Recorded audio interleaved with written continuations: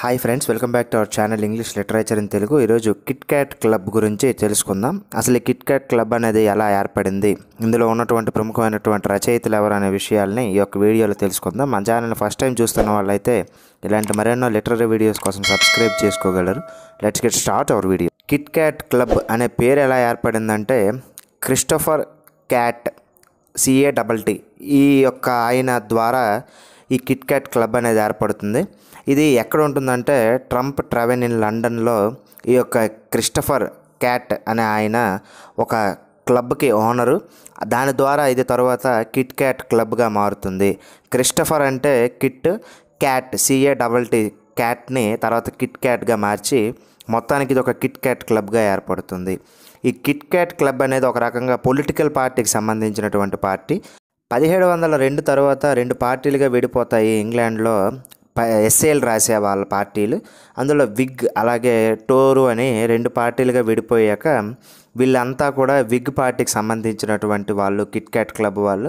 అలాగే టోరీ అనే పార్టీ వాళ్ళు స్క్లిబ్లేరియస్ క్లబ్కి సంబంధించినటువంటి పార్టీలుగా రెండు విడివిడి పార్టీలుగా విడిపోతారు.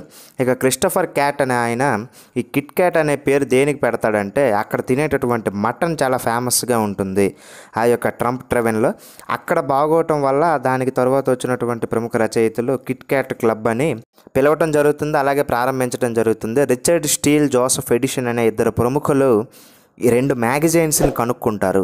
అందులో ఒకటి టాట్లర్, రెండోది స్పెక్టేటర్. ఈ టాట్లర్ అనేది 1709లో ప్రారంభమవుతుంది. స్పెక్టేటర్ అనేది 1712లో ప్రారంభమవుతుంది. ఈ కిట్ క్యాట్ క్లబ్ అలాగే స్క్లిబ్లేరియస్ క్లబ్ నెట్ పాయింట్ ఆఫ్ వ్యూలో చాలా ఇంపార్టెంట్. ఈ యొక్క మ్యాగజైన్స్ ముఖ్యంగా ఇంపార్టెంట్. టాట్లర్, స్పెక్టేటర్ ఎప్పుడు పబ్లిష్ అయ్యాయని అడిగే ఛాన్స్ ఉంటుంది.